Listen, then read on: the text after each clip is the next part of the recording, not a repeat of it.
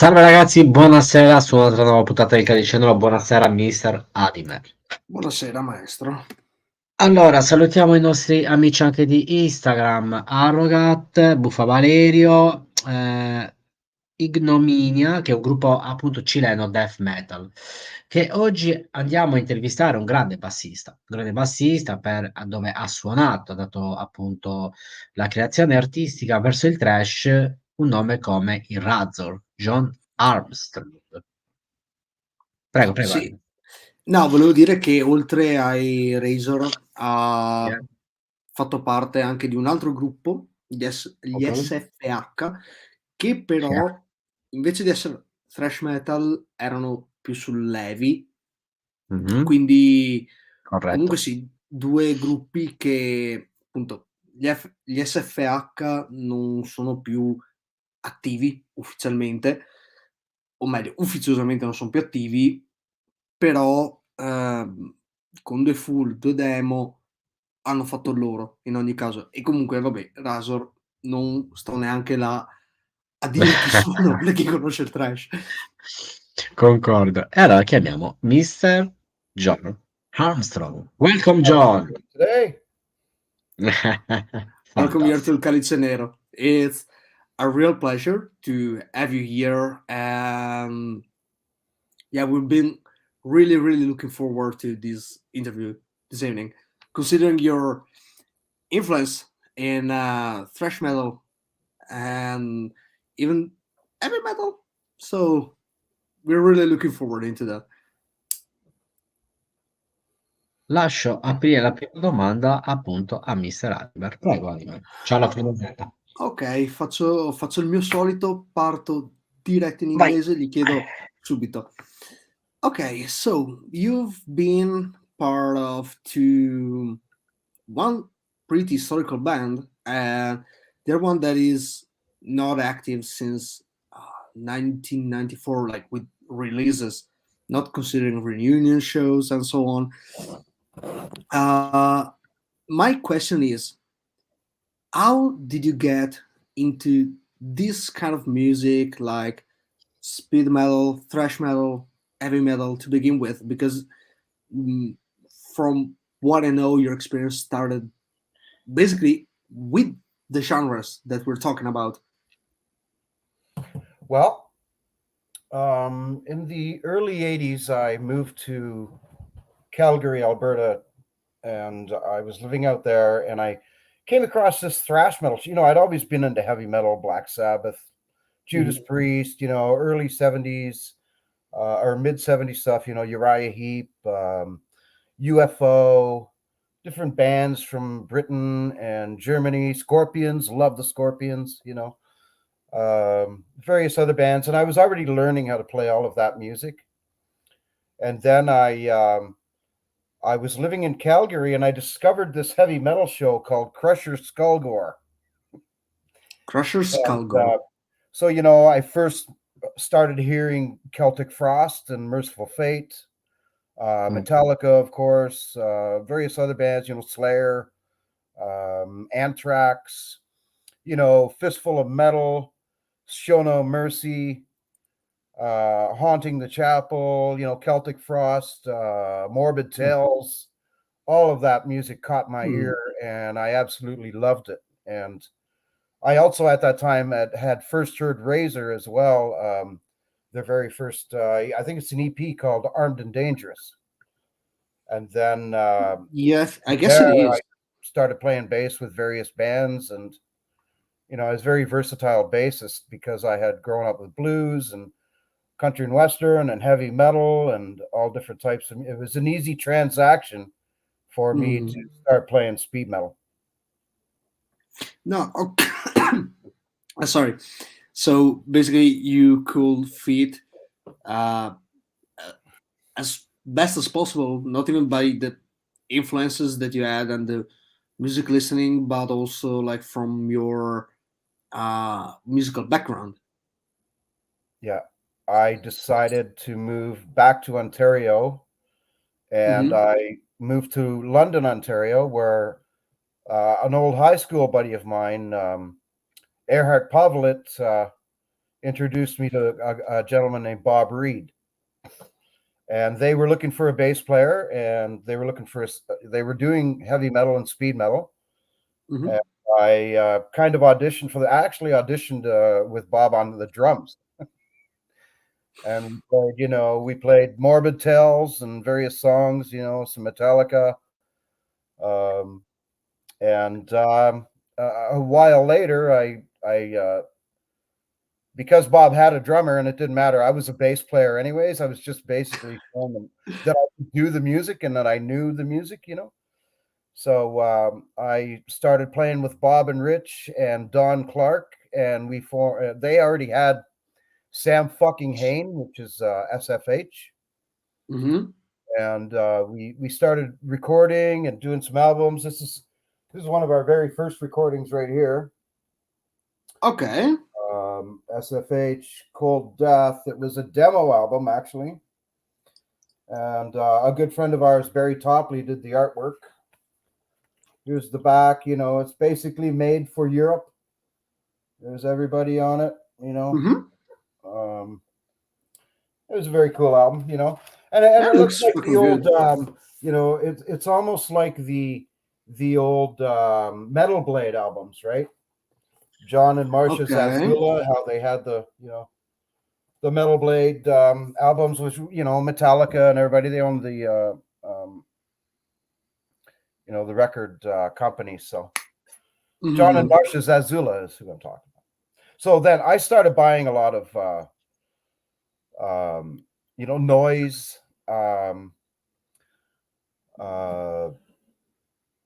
Roadrunner, all these labels. I started buying all their albums and learning all the music, Battle Axe, Omen, all these bands that were out in the early 90s, right?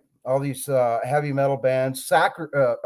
Sabotage is one of my favorite bands of all time. I don't know if you ever heard of Sabotage from Florida, John Olivia.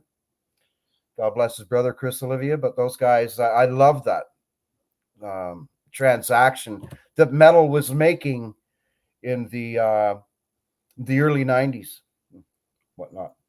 Yeah. Okay. So you had a very wide range of activities while getting into it. Yeah. You've done quite a lot. Yeah.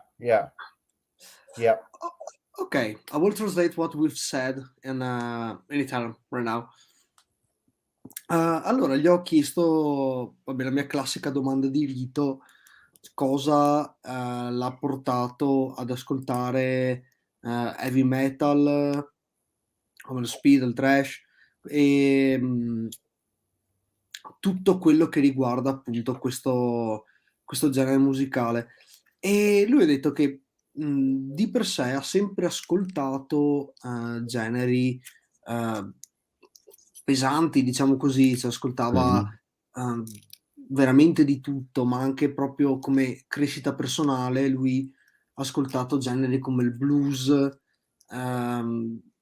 quindi ha una vasta conoscenza di generi che lo ha reso comunque versatile anche come musicista. E anche poi l'esperienza che ha avuto con tanti vari gruppi, quindi non solo S.F.H o i Razor, ma anche altri gruppi prima di loro. Ad una certa lui si è spostato a Calgary,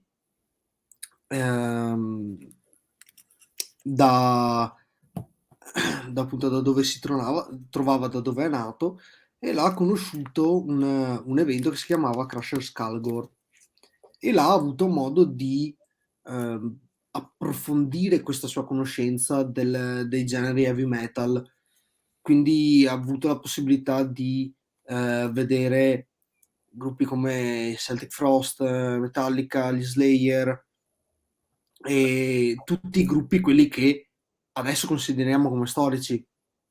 Certo. Poi sempre continuando comunque a suonare con dei gruppi locali. Poi cosa è successo? Lui si è ritrasferito successivamente a London, in Ontario, e da là ha conosciuto un personaggio chiamato Bob Reid, che è il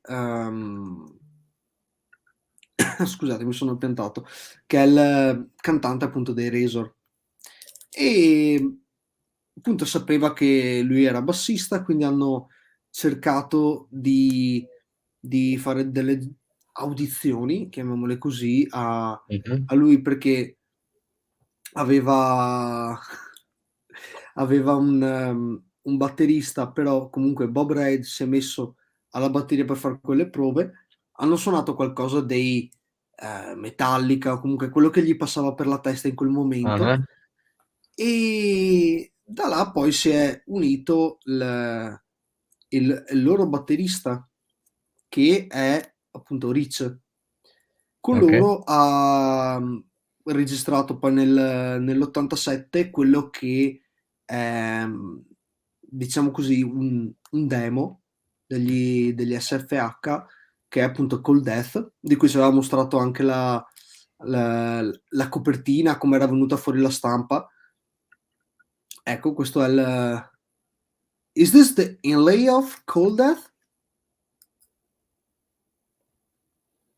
Pardon me? I'm sorry. Is this the inner part of Cold Death? Like the inner sleeve? These are ideas for DVDs that I was going to make for S.F.H. Ah, okay. Because Bob Reid is so busy now with Bob Noxious, his own project, and Razor. He's also the singer for Razor currently. Still. Yeah. That he said, we've had meetings and agreed that I was going to take footage that I had of us and make DVDs with them, which is, this is the all-you-can-eat DVD that I was going to make. That's what it looks like. And then, I was trying to come up with ideas for covers, right? Ok. And this is, so that's one of those days, or all you can eat is this album right here. This is all you which can is eat. the 94 release? 94, yes. Ok. And then in 91, we released this one of those days. That's my twisted face, of course. And then, just lately, we released this. I don't know how easy this one is to get. I don't know. We need to check. I ended up with 10 copies, and they're vinyl. This is Okay. This is a project that Bob took on, and hey, freaking right on, Bob. Let's do this. Yeah. So Yeah, because we've it's had reunion gigs over the years, but anyways, continue with your question. Dai, beh, allora, stavo dicendo che appunto aveva fatto con gli S.F.H, col Death, che appunto lui ci ha mostrato il vinile, che però è una ristampa del 2021. Ha detto che non sa neanche quanto facile o difficile sia adesso riuscire a recuperare una copia, perché effettivamente la tiratura era molto limitata a 400 copie, quindi lui gliene sono capitate 10, quindi gli è anche andata bene. Sì, però appunto lui ha mostrato che stava facendo anche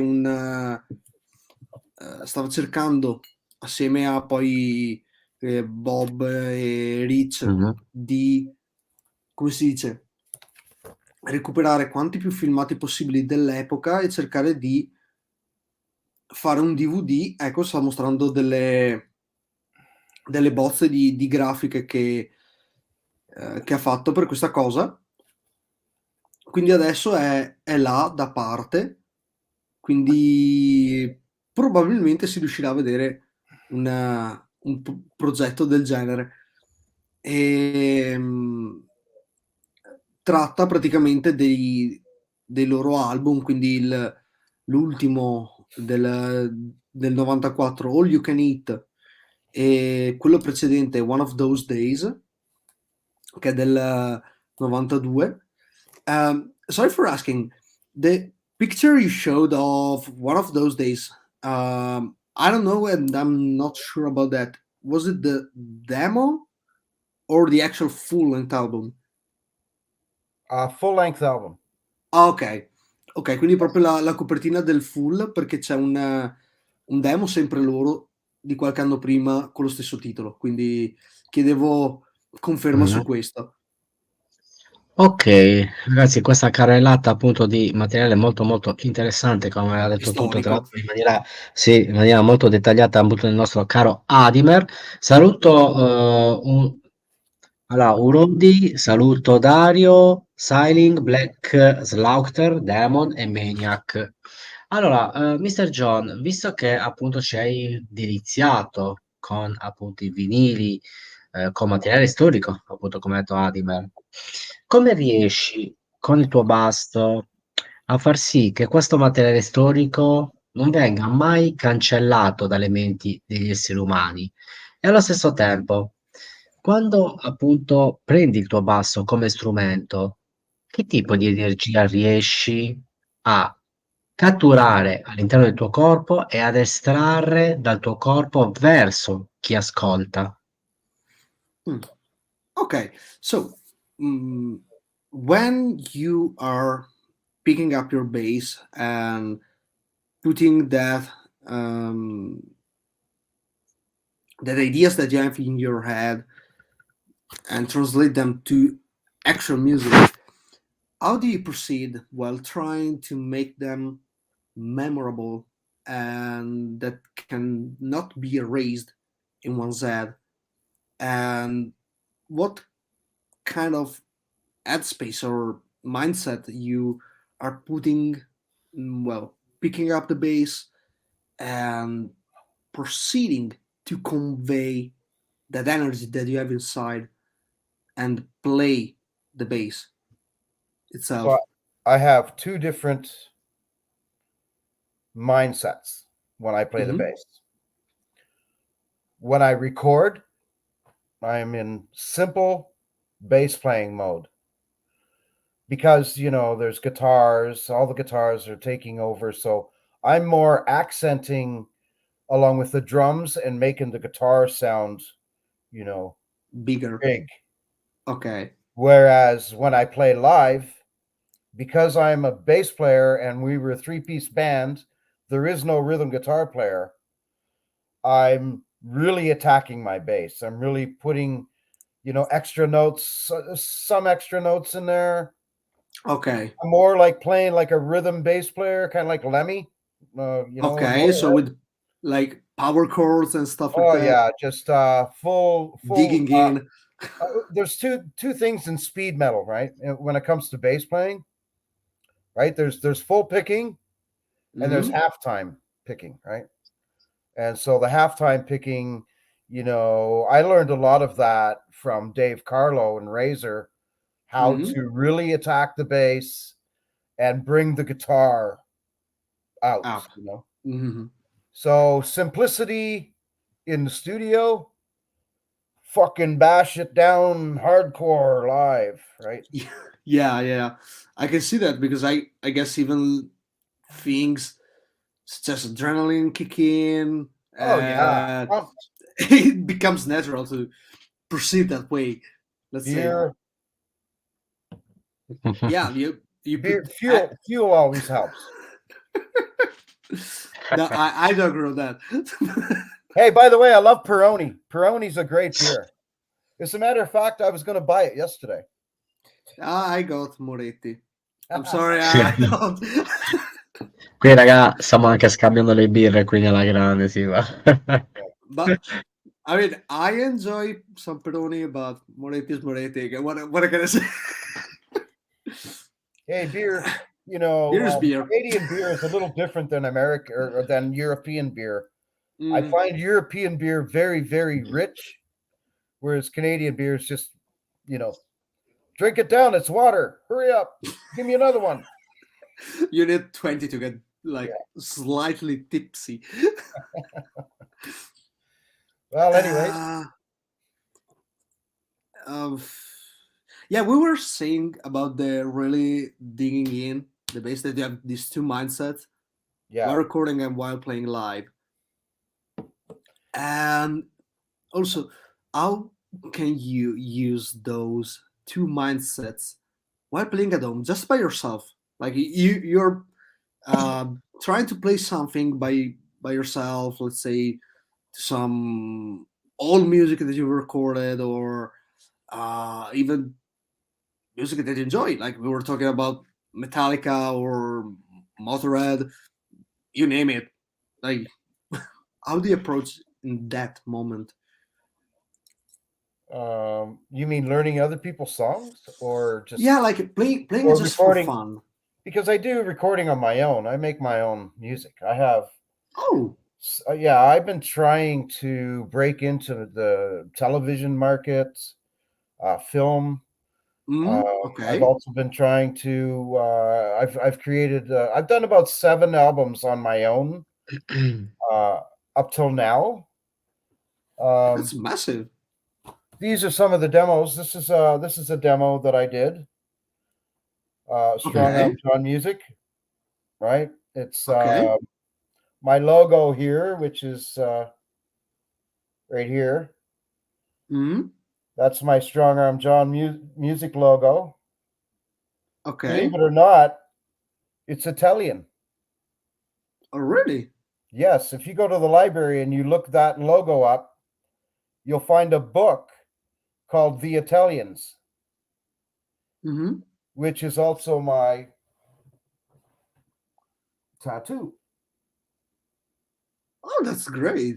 Seriously, it looks so good. Yeah, I had that done 40 years ago. Still, you use it to this day, so... I had that done in 1998, just before we went to the Wackenfest in Germany. We played the with Razor. I played the Wackenfest in 1999. Bob, myself, Dave Carlo, and Rob Mills was the band. And the link I sent you yesterday is a month before we went to the Wackenfest in Germany, which is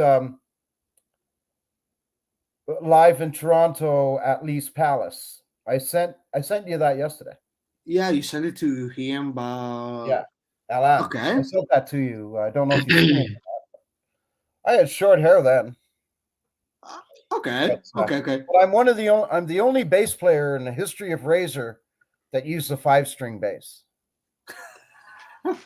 I mean, if it sounds good, why not using it? Well, I believe that the B string and beyond brought a lot of power to the stage for Razor. Yes, and Dave liked the Thunder, so yeah, Thunder's important.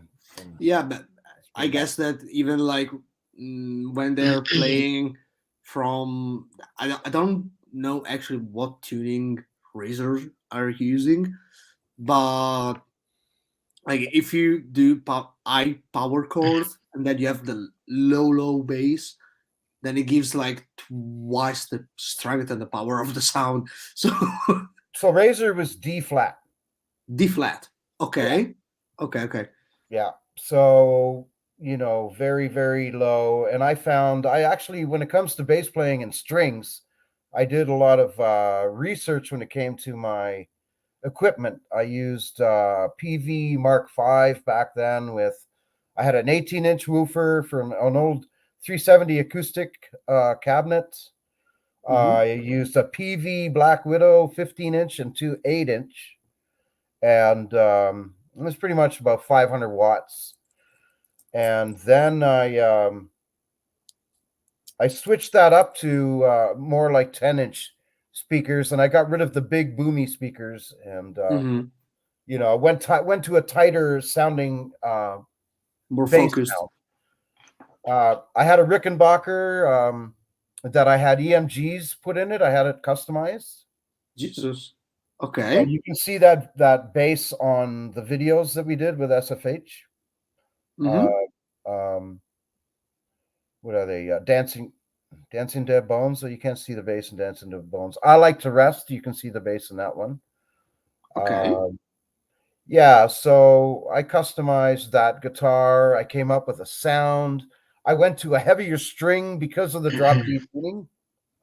Okay. So yeah, all of that made sense to me as a bass player in a metal band with no other guitar player. Yeah, I can totally see that. Like Pantera, how Rex has to kick into the bass when Dimebag would go into a solo. It's that kind of thing, right? He has to fulfill the role of the rhythm guitarist. Yeah. In a way. Exactly. Ok, allora abbiamo molto da dire, quindi spero di ricordarmi tutto. Allora, ha detto che di per sé lui ha 2 mentalità quando suona, che sono quella dello studio di registrazione e quella del concerto. Nel senso che, ovviamente quando, è in studio lui cerca comunque sì di far le parti quelle che devono essere fatte. Quindi, fa il suo sporco lavoro, diciamolo così. Va là, concentrato, eccetera. Mentre dal vivo, siccome, gli S.F.H. non avevano un chitarrista ritmico, vero e proprio quantomeno, lui assumeva un pelo anche il ruolo di chitarrista ritmico all'interno del gruppo, quindi si ritrovava molto spesso a magari aggiungere delle note qua e là, a proprio quasi pestare il basso per tirar fuori quanto più possibile dallo strumento, tant'è che poi appunto l'abbiamo detto qua alla fine, è arrivato a utilizzare bassi personalizzati, cioè non tanto personalizzati, però li ha modificati, aveva questo Rickenbacker che ha modificato in modo da tirare fuori ancora di più quella potenza là dello strumento. E è una cosa che poi ha fatto anche con i Razor, perché ad esempio lui ha detto di essere stato l'unico bassista dei Razor che ha utilizzato un basso a 5 corde per tirar fuori ancora di più quel suono prepotente e cattivo che allo stesso Bob, il cantante, piaceva, che insomma, essendo in entrambi i gruppi, riusciva già ad adattarsi. Parlato che comunque la situazione non cambia molto neanche quando è a casa, che magari suona le canzoni di altri. E tant'è che comunque sì, nonostante lui adesso non faccia più parte attiva della scena musicale, lui comunque continua a scrivere, a registrare musica, tant'è che ha fatto 7 uscite da solo come solista e ci aveva mostrato anche il logo suo, quindi è una bella cosa perché è un simbolo italiano che poi lui si è tatuato anche sul braccio destro un mese prima del, del, del concerto al Wacken che ha fatto con i Razor. Questo è il simbolo, esattamente. E appunto poi siamo andati un attimo positivamente parlando, delirando con questione delle birre perché lui ha detto che adora le Peroni, mentre io sono più uno da morire. If I have to say something, I will say everything that we talked about. So, e questo dovuto al fatto che di sicuro anche nel suo modo di suonare dal vivo l'alcol ha influenzato. Positivamente si intende. Quindi là è venuto fuori di tutto e di più. Poi Meno aveva male detto in che maniera appunto positiva. sì, poi ti aveva mandato anche un video, ha detto riguardo Sì, il sì, yeah, ok. fantastico. Allora, a me mi sorgono due domande, John. Visto che tu hai appunto interpretato una carriera solista, proprio interpretato una carriera solista, che tipo di viaggio del proprio io di un artista solista riesce a creare e a comporre? Nel senso, quando si è solisti, il musicista principale compone e gli altri ascoltano ed eseguono. Invece in una band può esserci anche una coniugazione di tutti insieme, ok? Di varie idee che poi si assemblano. Quindi, quanto Jon Armstrong si è trovato nella sua comfort zone in versione solista oppure in versione appunto band? La prossima domanda la faccio dopo. Okay, so regarding your solo career as a musical um, engineer and player as well, since you're recording your own music, um, the difference, of course, within a band and a solo project is that in the first one, there's a melting pot of ideas put together and rearranged to make everyone happy, let's say. Meanwhile, with the solo project, you just uh, write the music, the others listening and executing what you've done. If you are using other musicians rather than just you to actually do that, or whatever is the instance we're talking about. And how much of your own persona, like your own uh, I, let's say that, um, you found into being in a band compared to being a solo artist? Like, what has been different? Did you find more of yourself into joining a band, without saying any specific band, but in general, or with your solo career? Well, it's not really much of a solo career. A lot of everything I do just about is for me.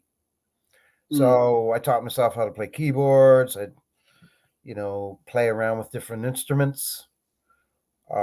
So, being able to do something on your own and not being pressured by anyone else is really, really nice. I mean, you can work at your own pace. You can come up with your own ideas.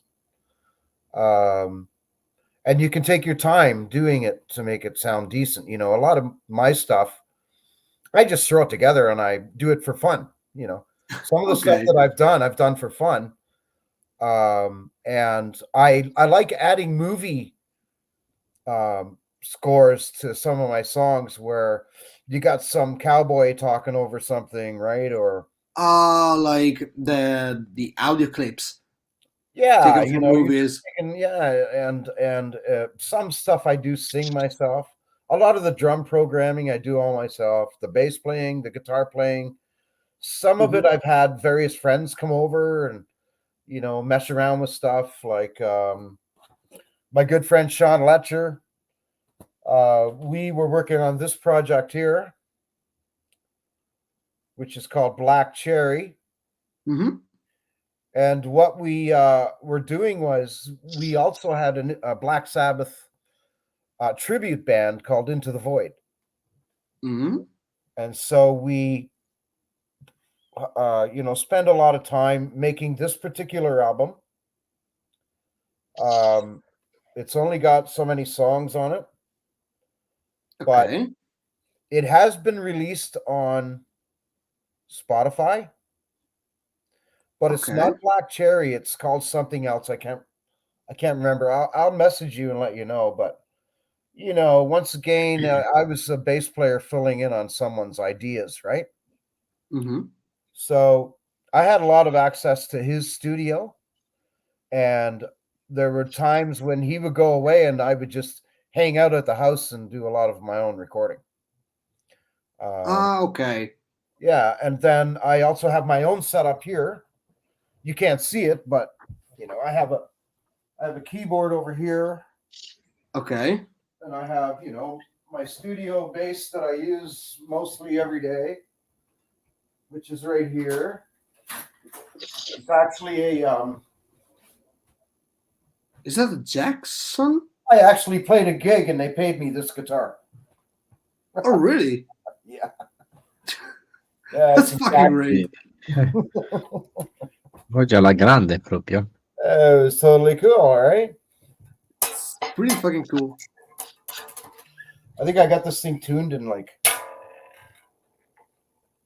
it's tuned in 430. Why 430?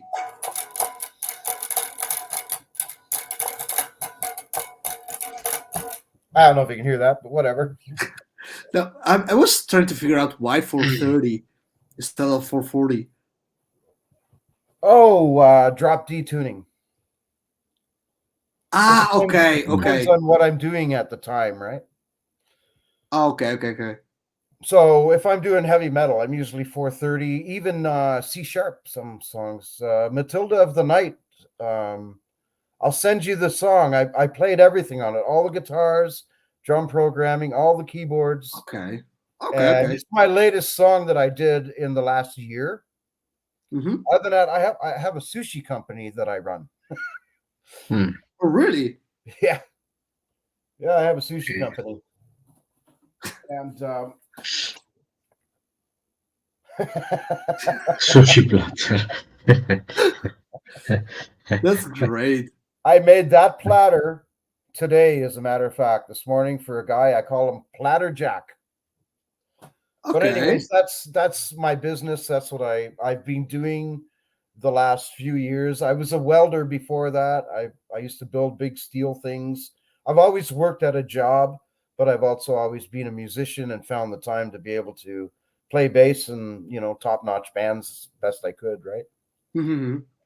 Now, I was hearing you talking about the beginning of you having access to the studio. It reminded me of the Trent Reznor story with Nine Inch Nails, that he was working in a studio and proceeded in the free time Right? from the studio to actually record his own stuff. Yeah, Trent Reznor, he took total advantage of that. And you did the same. And that's what you do, right? Why not? You're there, you might as well use it. Yeah. Especially if you know how to use it, right? You might as well take advantage. Either you learn, so... Yeah. I made an album that I called Mars. Mm-hmm. And it's just drum machines and clicking and tapping and weird sounds, but the songs make sense. And I only did that because if I could ever get maybe some sort of a score on a sci-fi movie, Mm-hmm. you know, I would present that. I've been trying to present music to companies. Music, what do they call them? You know, people that are looking for talent, right? Okay. So you have to have a bit of a catalog. There are some things that I've done that I put on YouTube that I kind of regret because it's not very good. But I haven't had the time to go in and take it off. Mm-hmm. At the same time, it shows my basic keyboard skills. I mean, is there? So you can go on my page, Jon Armstrong, on YouTube, and you can see all kinds of live S.F.H. videos that we had done, various shows that I was actually going to, you know, put into DVD and sell for, you know, and Bob and Rich and I would be more than happy to give people S.F.H., you know, the world, because S.F.H. never really got a chance. We came out and we kind of ended in 97, I would say. And you know, that was before computers really got going. And if we would have had computers, if we were just 10 years later, we would have been playing in Europe and all over the place. We would have been everywhere. No, I totally see that. Okay. Possiamo allora tradurre. Vai. Sì, allora cercherò di fare un attimo un sunto della situazione. Praticamente ha detto che la differenza sostanziale è appunto quella di non aver la necessità di avere lo stress di un gruppo alle spalle, quindi di potersi prendere i suoi tempi, far le cose con calma e farle principalmente per divertimento, che alla fine è quello che sto facendo. Cioè gli album che ha fatto uscire non li ha fatti con lo scopo di sì, ovvio che se riesce a farle per lavoro chiaramente ne è contento, però è partito con l'idea di farle per divertirsi. Cioè lui ha questa abitudine, Mentalità. lui ha detto, esatto, di rendere quasi le sue canzoni come una sorta di colonna sonora di un film, quindi prende magari delle clip audio e lui ci ricrea la musica. Quindi tutte queste cose qua. E un'altra roba che lo ha portato, che lui ha gradito molto di questa situazione, è che quando lui deve registrare, lui ha la necessità di dover imparare eventualmente uno strumento, quindi ha dovuto imparare come magari a suonare una tastiera, come suonare vari strumenti, programmare suoni e tutte queste cose completamente in autonomia, ma anche poi altre situazioni dove lui si è ritrovato a iniziare, infatti gliel'ho detto successivamente, la sua situazione è stata un po' quella quasi di Trent Reznor dei Nine Inch Nails, perché stava registrando un demo, perché aveva sta cover band dei Black Sabbath e con gli stessi membri ha registrato questa sorta di demo, album con qualche canzone chiamato Black Cherry, che ha detto che è anche su Spotify, però ha detto che non si ricorda sotto che nome sia quell'uscita. What's the name of the Black Cherry thing? Like the title? Into the Void. Into the Void. Okay. Yeah, it's one of the title songs from Into the Void. Black Sabbath, Master of Reality, that's it. Master of Reality. Master of Reality, ok. Yeah.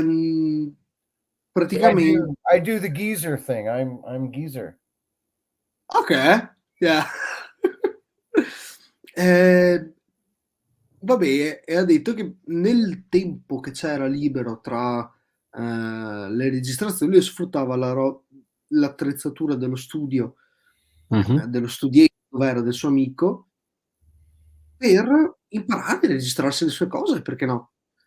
Quindi ha fatto di necessità virtù. Molto interessante. Sì, decisamente.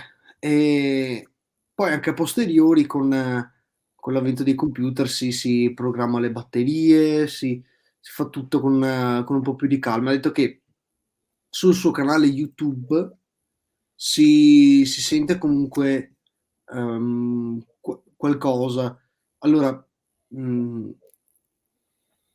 il suo canale è, vabbè, Jon Armstrong, però le canzoni si possono trovare anche sotto il nome Strong Arm John. Ok, scriverò in privato così lo faccio vedere poi dopo. Ok. I was just like giving a plug to your YouTube channel since you were talking about it. We found it in the meantime. Yeah. E niente, questo è praticamente quanto. Cioè, ha passato veramente un sacco di tempo a capire come funziona e ha detto che veramente che con quello che fa adesso, nonostante lui cerchi magari di mandarlo a persone per fargli fare eventualmente tipo la colonna sonora di un film o un qualcosa del genere. Comunque rimane là e ha detto che appunto se non fosse per un eventuale computer all'epoca già presente, probabilmente sarebbe in giro in tutta Europa a fare sta roba. Quindi detto, se fosse arrivato un pelo prima, sarebbe sicuramente meglio per lui in questo momento. Ok, molto molto interessante tutto ciò e mi viene da chiedere, visto che stiamo parlando di film, qual è il film, un film drammatico, thriller, ma anche giallo, che Jon Armstrong vuole mettere il suo basso interpretando però la voce dell'attore del film? Ok, if you were to make a movie soundtrack and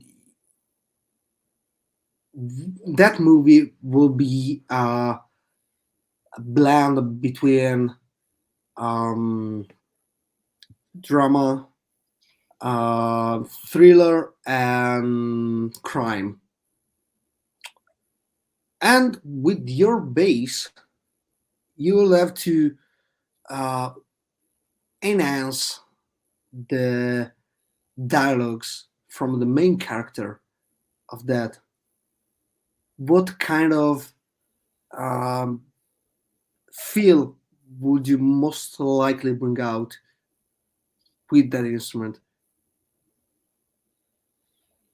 Mission Impossible. I'm just kidding.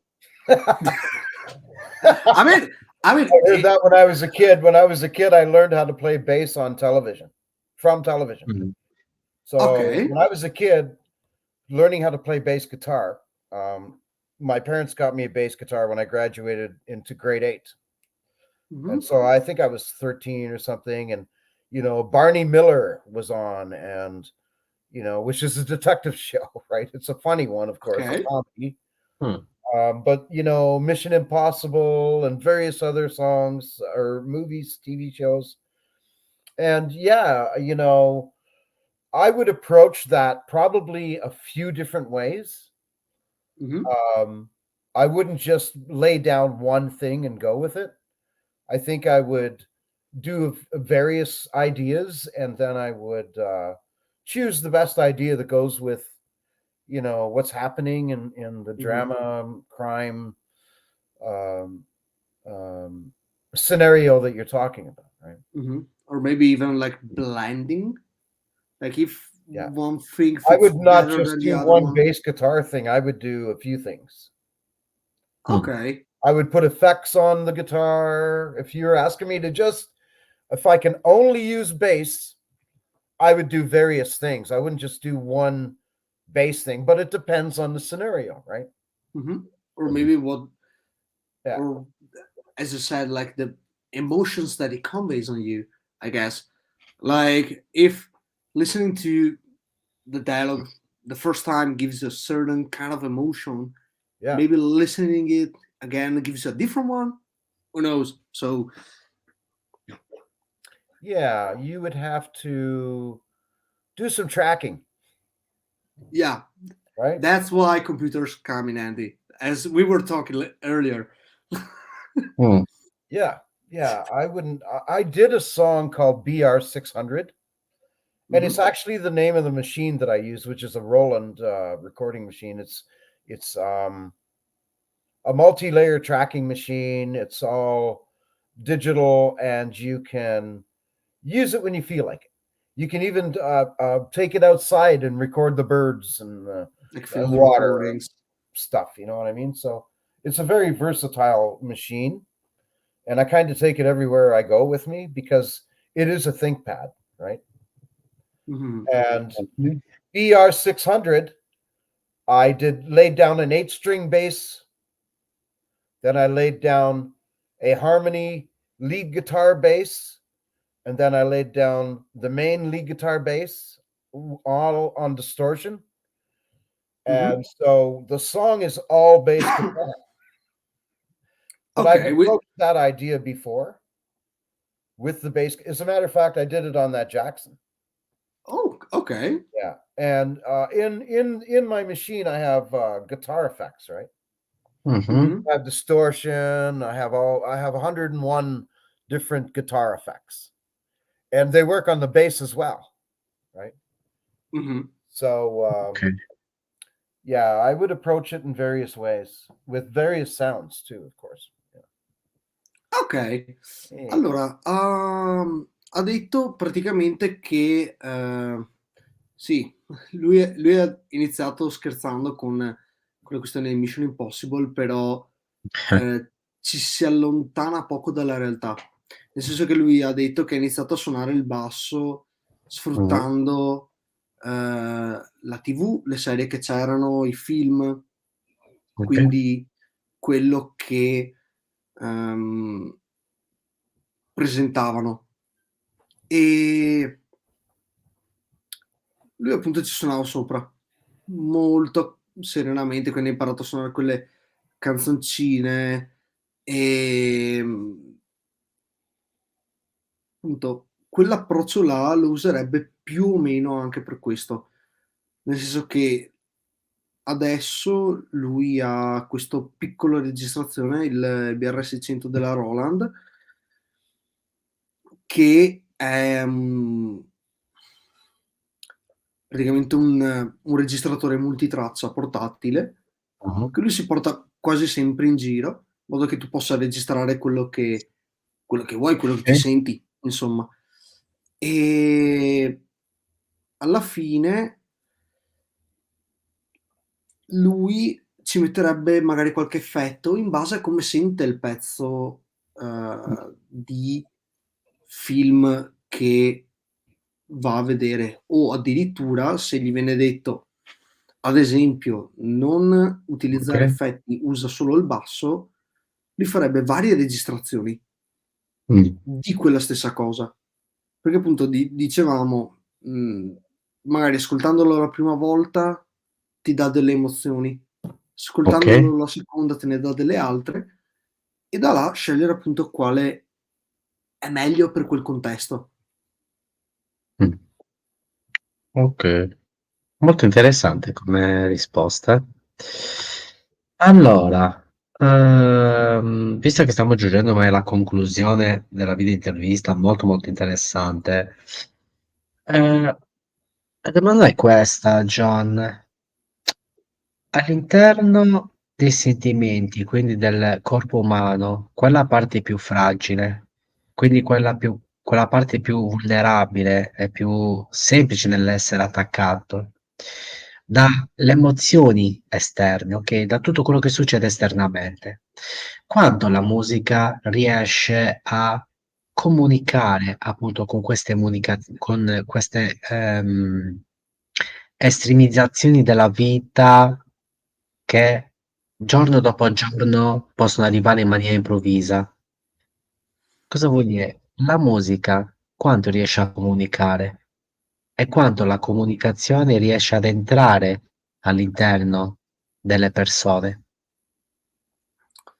Okay, so, since we're almost got into the end of this interview, we were willing to ask also, seeing the reply to the last question, uh, how do you think that music can generally uh, trigger certain emotions and talk to certain sides of one's heart or mind, like feelings? And how do you think that it can be made possible by music? Like, how do you think it happens? Like, Well, we have chakra, right? mhm, We have, what is it, the 9 chakra? Each yeah, chakra has a tone, right? a note and a frequency. We have hertz, right? We have various tones that help us heal, right? Sound therapy. So sound therapy is definitely getting into your emotion. But I do understand what you're saying, and yeah, music does have a lot of ways of bringing up emotion. It can bring up grief. It can bring up happiness. It can bring up festivity. It can Mm-hmm. bring up all of us metalheads getting together, banging our heads. And I mean, heavy metal, the crowd is the safest crowd to be in.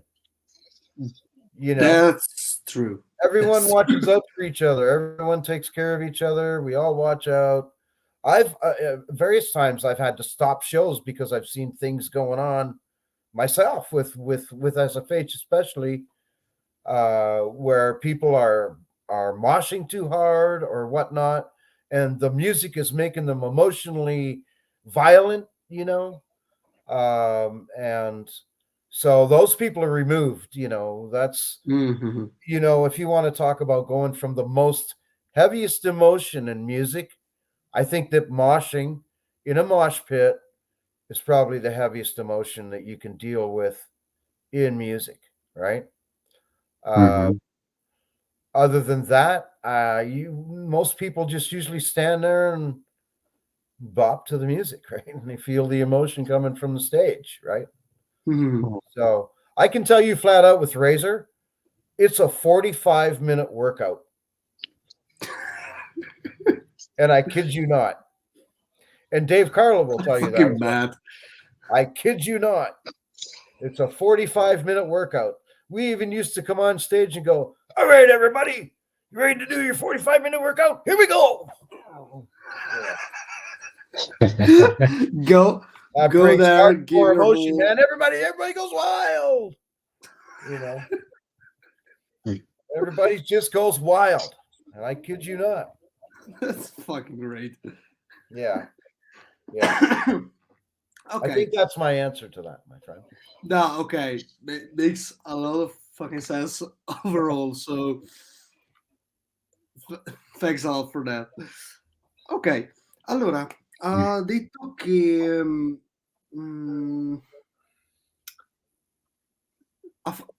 lui ha fatto riferimento alla questione You don't have to talk about the chakra thing if you don't want to. I mean, you know.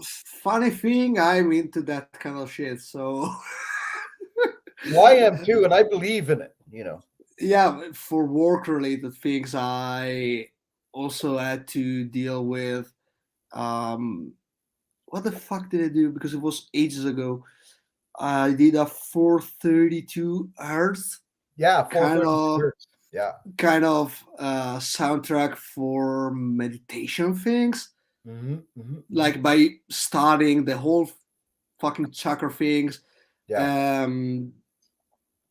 I got some indications like, okay, this sound has to touch these kind of chakras and work with chord progressions to trigger those. So it was fun. I'll tell you someone that uses Tool. Tool is huge for using. Oh, Jesus Christ! Don't get me started with Tool. Same with Pink Floyd, right? Mm-hmm. Pink Floyd's the same thing. Like early Pink Floyd, whether they knew it or not, they were using the 432 hertz, right? I mean, what is 432 hertz? It's E, is it not? I don't know. I've never really sat down with it, and 430. Yeah, 432 is I think. I guess even Pantera was 432. D sharp. Yeah, it's like middle ground between D and D sharp. Somewhere in there. Yeah, it's a very relaxing tone. It's a balance, right? Apparently. Yeah, middle tones between. I don't know what the fuck are they called. I am ignorant in music theory, so. Ok. Sì, stava dicendo della questione quella dei chakra che vengono come si dice, toccati da determinate frequenze, da determinate note, quindi si parla di guarigione sonora, musicoterapia. E quindi alla fine lo stesso principio, cioè non quello che di per sé usa lui per fare queste cose, però la maniera in cui vengono toccate le emozioni alla fine è lo stesso. Questo, quindi è molto sull'inconscio andante. Ha detto che anche proprio dal punto di vista di gente che ascolta, cioè lui ha detto una cosa che hanno detto molte altre persone anche nelle interviste passate, il fatto della gente che ai concerti metal è la più tranquilla tra cui stare. Cioè tutti fanno attenzione su chiunque, c'è il moshing, c'è di tutto e di più, però comunque tutti si prendono cura l'uno dell'altro. È veramente rarissimo vedere un concerto che viene interrotto perché c'è qualcosa di brutto che succede nel metal. E addirittura ho detto anche per noi tipo con i Razor era 45 minuti di allenamento quando andavano sul palco, per farti capire anche quanto intenso poteva essere dal punto di vista emotivo. Ok, allora l'ultima domanda è questa, Mr. Jon Armstrong. Prima di tutto grazie mille, thank you very much the opportunity interview, fantastico veramente, perché per noi è stato un onore.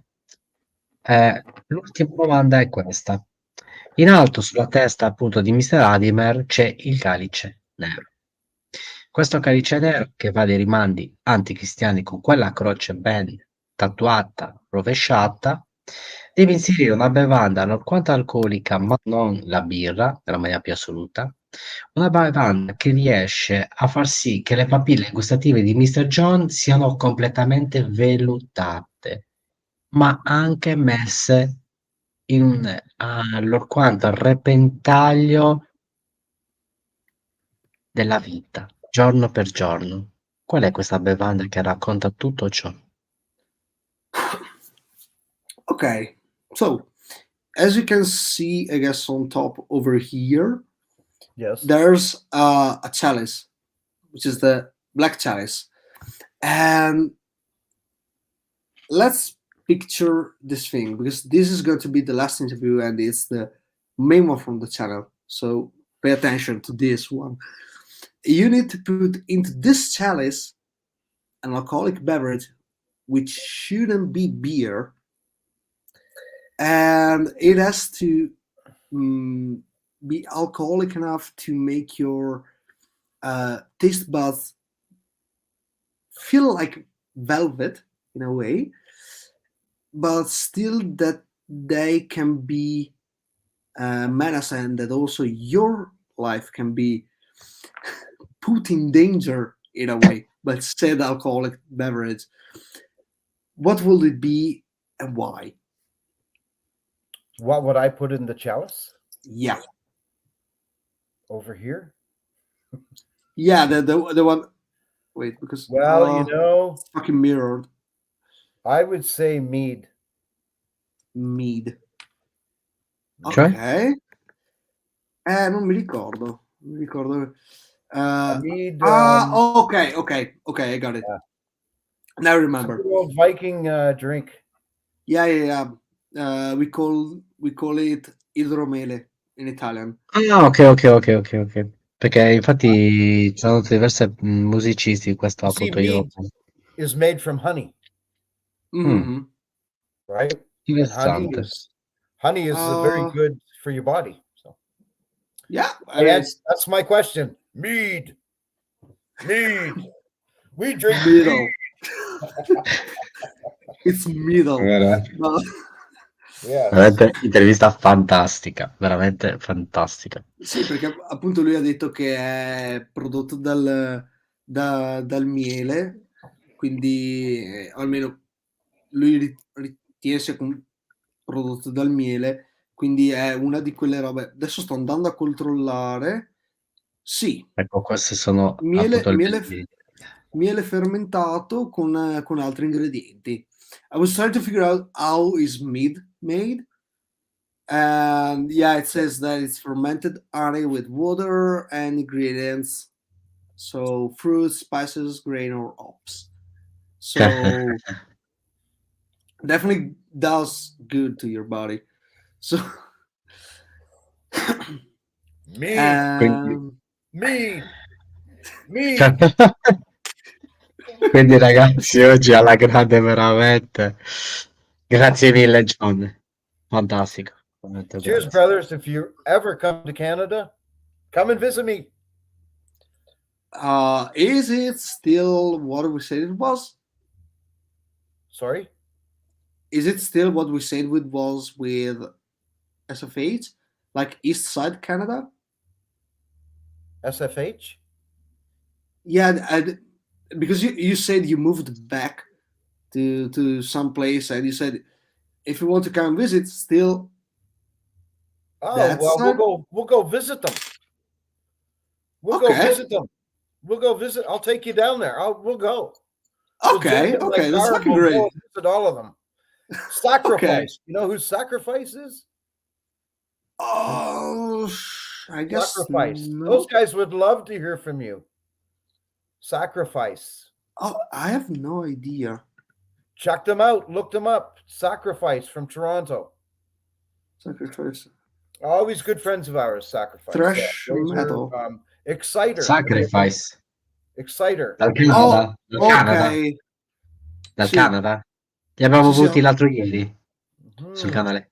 Oh, we got them. He said that we got them Gas. interviewed a few days ago. Mr. Gas. Oh, so you talked to them already? Yeah, Yeah? with Gus. Fucking right. So how about Razor? Dave, how about Dave Carlo, Razor? Sì, l'altro... No, ieri forse. Forse ieri, lo sai. Chiedeva riguardo Dave dei Razor. Dave Carlo, Razor. Dave, sto cercando di contattarlo, non sono più riuscito a contattarlo. Infatti Okay, poi chiedo a John di vedere un po' di allacciare i contatti. he's trying to get him in touch, so Good. he's trying to. But again, I'll message Dave and say, listen, my friend Alan is trying to get a hold of you. Those guys are great. It would help your, these guys. Razor played in Italy, I'm sure. yeah, I guess they also have a few years shows. ago they played there. But I guess they have more shows coming. Well, this they're year. not well. These guys, they're getting old. Yeah, but I guess I've seen something related to shows in your show. Yeah, I think they canceled this year's tour. Okay. I'm sure, but I've seen Bob. I seen Bob before Christmas. I was hanging out with Bob Reed. Mm-hmm. We're very good friends. We've known each other for years and years and years. I mean, we brought our children up together, right? Okay. Yeah, and all of these guys know me very well. They all know me. So, same with Exciter is another good one to talk to. Exciter, Dan Beheel, Dan Beheel. Okay. Right? Exciter. I think they're from Ottawa. Exciter. Yeah. Okay.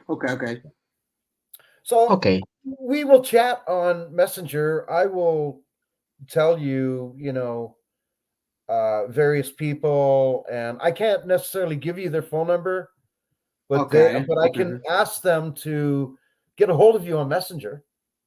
Okay. Right? And for sure, will be fucking great.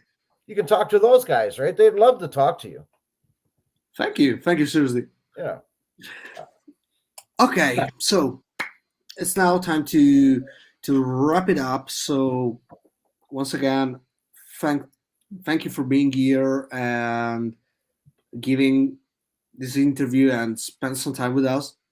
It really means the whole to us. And we wish you and your personal life and your musical career, your solo career, the best. Seriously. And your sushi career. I almost forgot about that. Thank you for bringing it up again. Sushi and mead. Sushi. I mean, would dare to try that combo, to be fair. I guess I will be that in 2 days, but never. Sorry for the question. Is it all you can eat?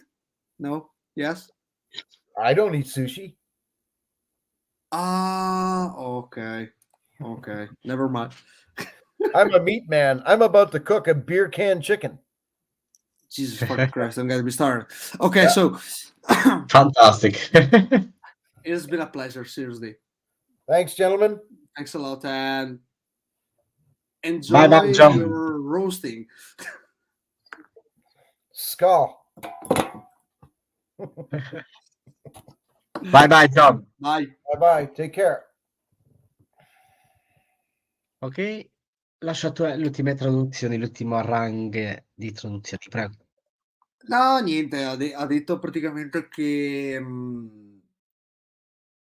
volendo si potrebbe dire ai membri dei Razor di eventualmente contattarti su Messenger, perché ovviamente lui ha detto non posso darti il numero di telefono, però gli dico di scriverti, anche membri poi degli Exciter.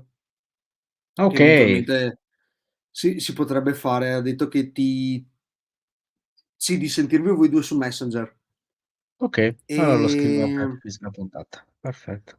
Ha detto che appunto di recente hanno suonato, avevano suonato in Italia, quindi alla fine Poi dite che c'era della roba in ballo che però poi è saltata, eccetera. Quindi Okay.